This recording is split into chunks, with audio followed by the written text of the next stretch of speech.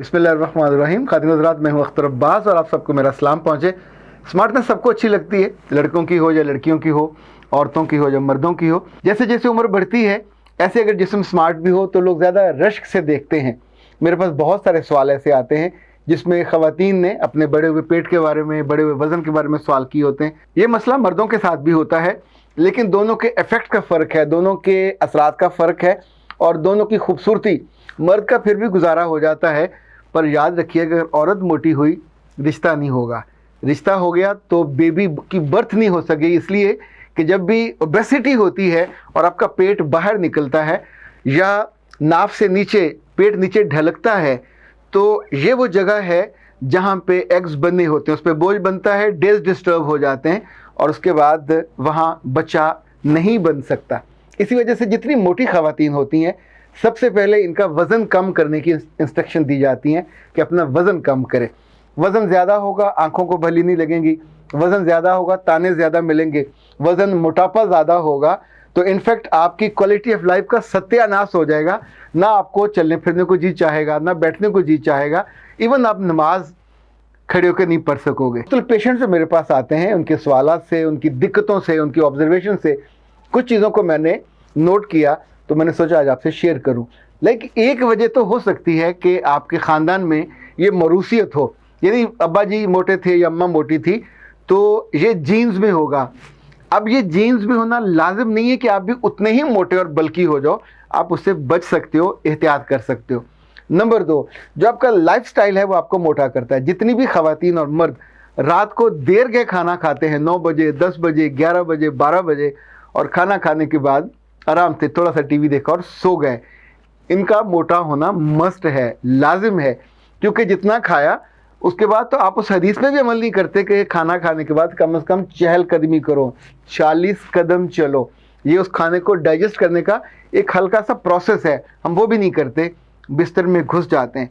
शादी के बाद जो लड़का और लड़की ज़्यादा मोटे होते हैं उसकी जो बहुत अहम वजह है ये आप नोट कीजिए ताकि कभी आपको अपने बच्चों को समझाना पड़े या खुद समझना पड़े, क्योंकि सुनने वालों में मुख्तलिफ तरह के हैं। वो लोग जिनकी शादियां नई हुई, ये बात को पल्ले से बांध लें कि शादी के बाद, खाना खाने के बाद कभी दोनों को करीब मोहब्बत के वक्त में नहीं जाना चाहिए। यानी ये कम से कम खाने के बाद 3 से 4 घंटे का वक्फा दरमियान में होना चाहिए। जब भी आपने प्लान किया हो तो खाने को या उससे पहले कर लें, बहुत पहले, या उसके बाद कर लीजिए।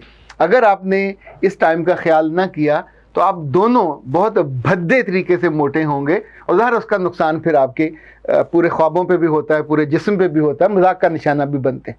वो लोग जो खाना खाते हुए ये भूल जाते हैं कि सारा खाना उनके लिए नहीं है, चाहे वो परात हो, चाहे वो देग हो, जितना भी लजीज हो, चाहे आपको अपनी उंगलियां काटनी पड़े, ये दलील नहीं है कि जो आपका इनफैक्ट मैदा है वो तो इस हथेली जितना है, उसमें उतना ही माल जाना चाहिए।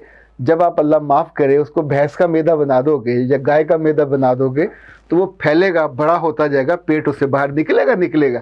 इनफैक्ट खाने की जितनी जिस्म को ज़रूरत है, जब भी आप उससे ज़्यादा खाओगे तो ऑफकोर्स भुगतोगे। इसी तौर पे आज की ज़ुबान में हम इसे कैलोरीज कहते हैं कि जब आप ज़्यादा कैलोरीज की डोज ले लेते हो, लाइक जो लोग खजूर का मिल्क शेक पीते हैं तो ज़ाहिर उसमें एक खजूर तो नहीं होती।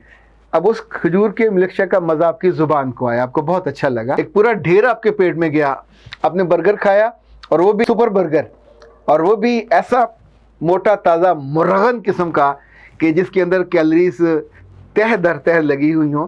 पराठा खाने पे तो एक खा लीजिए, काफ़ी है, लेकिन जब आप पराठों की वाट लगाते हैं और फिर बेतरतीबे से खाते जाते हैं और साथ अंडे भी खा रहे होते हैं और साथ सालन भी खा रहे होते हैं और साथ दही भी खा रहे होते हैं, अल्लाह माफ़ करे, यानी पेट है या कोई भैंस का पेट है जहाँ जाके ये गतावा सारे के सारा अंदर जमा होता जाएगा जब आप अपने आप को रोक नहीं पाते। देखिए, हमने स्लिम और स्मार्ट लोगों को, लड़कियों को भी देखा होगा, कभी देखा करें, शक्लें नहीं उनके खाने की हैबिट्स और रूटीन। वो सुबह बहुत हुआ तो धीरे से कोई थोड़ा दूध की एक कप ले लेंगे, कोई साथ हल्का फुल्का को स्लाइस ले लिया या जौ का दलिया ले लेंगे, ऐसा जो नाश्ता हो जाए लेकिन आपका पेट ना भरे, वो लोग आमतौर पे फिर 10-11 बजे चाय लेते हैं। अच्छा, मैं इसकी तफसील नहीं बताना चाहता उन्हें कब क्या लेना चाहिए, ये न्यूट्रिशनिस्ट का काम है, ये वो बताएं। जो मैं आपसे जिस मौजू पे बात करना चाह रहा हूँ कि जहाँ जहाँ आप एहतियात कर सकते हैं, इसलिए कि जब पेट बेल्ट से बाहर निकल आता है तो फिर आपको जगह जगह सांस रोकना पड़ता है, तस्वीर बनाते हुए भी, दोस्तों के सामने बैठते हुए भी। आप सर्विसेज के जो लोग हैं, आर्मी के लोग, ये आमतौर पे चूँकि एक्सरसाइज करते हैं, स्मार्ट होते हैं, लेकिन जब इनके बड़े ऑफिसर हो जाते हैं तो उन पर किसी का कहना नहीं चल रहा होता, तो बेध्यानी वो करें तो उनके पेट भी निकल आते हैं। और तस्वीर में जितना मर्जी वो कर लें, दूर बैठे किसी वज़ीर के साथ, किसी सदर के साथ, किसी अपने हम मनसब के साथ, तो जब पेट आपका दूर से ऐसे करके लेयर्स में नज़र आ रहा होता है तो वो उस शख्सियत को, उस ओहदे को, उस मनसब को भी डिसग्रेस करता है। स्मार्ट होना अच्छा है और ख़ूबसूरत बंदे को लगना चाहिए। इनफैक्ट ज़रा सी एहतियात से आप ये कर सकते हैं। आप अगर ज़्यादा बैठने का काम है तो हर सूरत में आपको 1 घंटे के बाद वहाँ से उठना चाहिए, 4-5 मिनट आपको टहलना चाहिए। बीच में आपका नमाज का वक्त आता है, जो मर्ज़ी हो जाए 5 मिनट की छुट्टी ले जाएँ, जाके नमाज़ पढ़ें। नमाज़ें इकट्ठी पढ़ने का हुक्म नहीं है कि शाम को जाके 5-6 कज़ा करके पढ़ ली कि वहाँ वक्त नहीं मिला। एक बंदे के लिए, एक कंपनी के लिए तो आपने अपने आप को दौ पे लगा दिया, और जिस रब ने ये बदन, ये जिस्म, ये रूह दी थी, उसकी बात आपने नहीं मानी। उसने तो आपकी सेहत के लिए भी ये रखा हुआ था। इनफैक्ट इसमें सेहत हो या ना हो, जब हुक्म हो तो फिर हुक्म मानना चाहिए। फिर उसमें दलीलें नहीं ढूंढी जा सकती, फिर उसमें माजरतें भी नहीं ढूंढी जा सकती। वो we have to obey, no other way. अच्छा, मोटापा उन ख़वातीन और हज़रात को भी बहुत ज़्यादा आता है जो फाके करते हैं, जो डाइटिंग करते हैं। डाइटिंग करने वाला कभी स्मार्ट नहीं हो सकता, क्योंकि जो ही आप डाइट करोगे ये जुल्म होता है अपनी जान के साथ, और जो ही आप डाइट छोड़ते हो तो फिर मोटापा डबल ट्रिपल होके आता है। इसी तौर पे जो लोग फूड सप्लीमेंट खाते हैं उनके साथ भी ये होता है। ये नेचुरल तरीका है अपनी ग़िज़ा के साथ, अपने जिस्म की वर्जिश के साथ।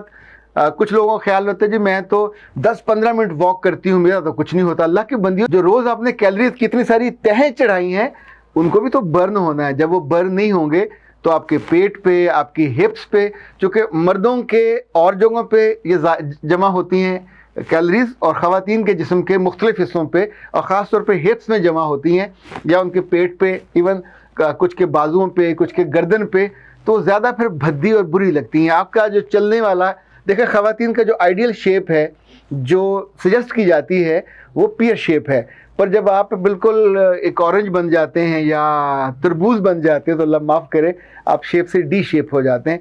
इसके लिए बहुत बेहतर है कि ख़ुद टोटके करने की बजाय आपको किसी डॉक्टर से रब्ता करना चाहिए। डॉक्टर भी वो जो ग़िज़ा का डॉक्टर हो, ताकि आपका इलाज ग़िज़ा से होना है, ग़िज़ा कंट्रोल में हो जाए, ग़िज़ा हद में हो जाए। डॉक्टर नौशीन के पास जितने मैंने पेशेंट भेजें उन सब की तरफ से खैर की खबरें आई।